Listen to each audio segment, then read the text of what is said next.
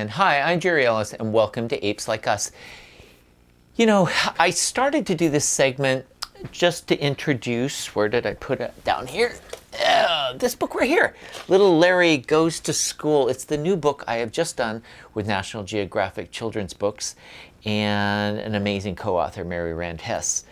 So I was just going to introduce this book, tell you a little bit about it, and that's all the segment was going to be. But then as I started putting the segment together, I realized this is such an amazing, wonderful, fun, precocious little chimp that there's so much more to tell. And I filmed so much of him over the last couple of years that it'd be a really crime to not share it with you. So let's back up to the very beginning and let's take a look at the life of little Larry as he goes to school.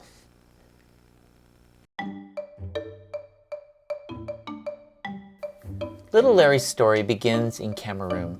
Little Larry lives in the safety of the lush rainforests of Mefou Primate Sanctuary.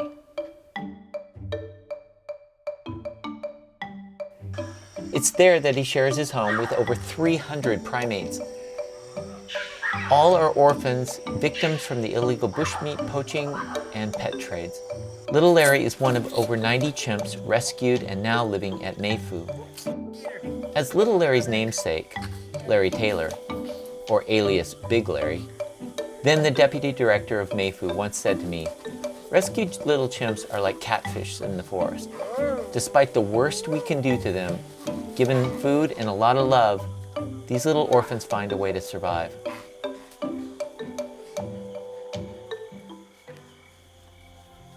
Baby chimps are born into a tight social structure. They stay very close to mom for 4 or 5 years. And with their extended family of aunts, uncles, cousins, sisters, brothers, this tightly woven family structure is what makes poaching so deadly to them. For every orphan chimp that arrives at Mefou's front gate, multiple adults and juveniles will have been killed. Some estimate as many as 8 to 10 chimps may die for every orphan Daphne or little Larry that we see at the sanctuary. When little Larry arrived at Mefou, there was only one other baby orphan chimp. Her name was Daphne, and both were too young to join the older chimps. Like Daphne, little Larry was a lucky baby. He was safe and well-loved and well-fed. Well, actually, in the case of little Larry, he was probably too well-fed. He became a roly-poly little chimp. So as Daphne was climbing high and exploring the treetops, little Larry was quite content to just play on the ground. Climbing is a critical part of a chimp's growth and development. You see, chimps live in a very three-dimensional world. We walk around on the ground and yeah, we think of ourselves as living in a three-dimensional world. But for a chimp, they also go up into the canopy. That tropical rainforest is very much where chimps spend their lives and live. And not only are they climbing, but every single branch that they grab and walk out on, every single vine they grab, they have to test the tensile strength of it, its slipperiness, how big it is, will it bend? They truly live in a three-dimensional world. Climbing is key to accessing where fruits and flowers and leaves form the chimp's diet. It's also where chimps build sleeping nests and pass the night in safety. But to get there, you first have to learn to climb, and that brings us back to little Larry. While Daphne was climbing, little Larry was happy to sit, explore what was crawling around on the ground, play with the staff, and of course eat. To pass the time, little Larry would often just swing on vines, jump around on branches, and sort of practice baby climbing, but not really climbing.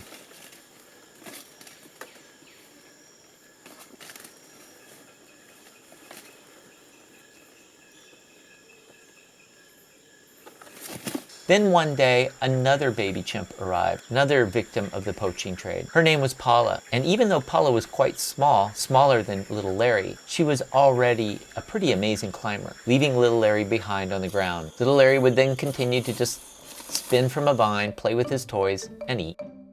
See, little Larry had grown up with humans, and he wasn't really crazy about climbing.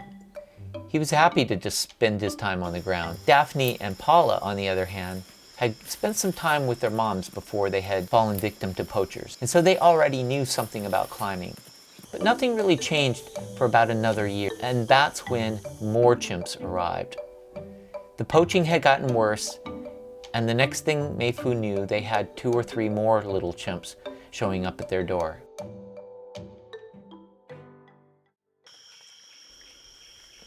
About the same time, little Larry, Paula, and Daphne had worn out their little forest nursery, and it was time to look for a new patch of forest to explore. So while Daphne went her way to a new school, behind little Larry was supposed to be the chimp in charge.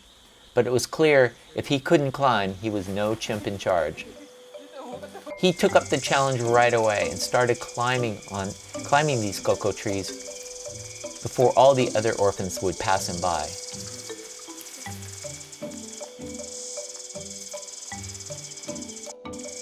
He would climb up there, especially with one of the new orphans, Romain.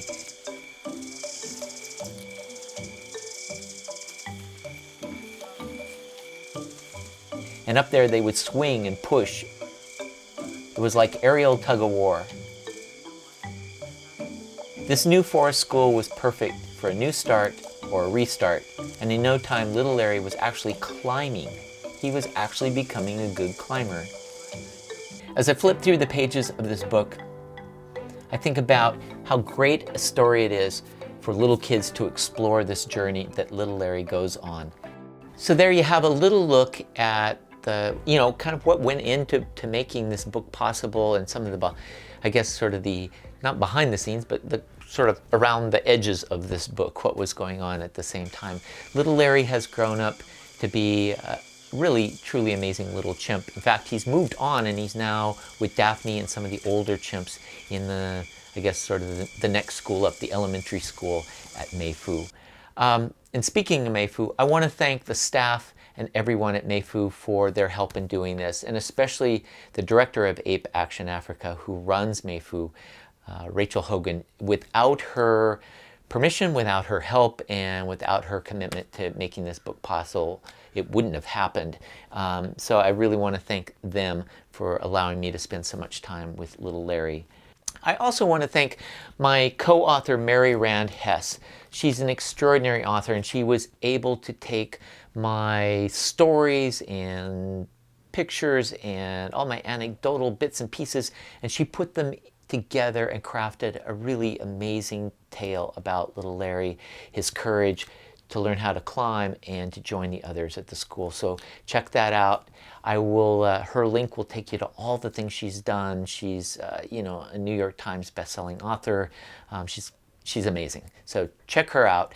Also, I would like to thank everyone at National Geographic Children's Books for working so hard to put this, bring this book to life, and especially our editor, Angela Muldaney. She was awesome. She was incredibly patient with Mary and me, and a lot of this goes to her.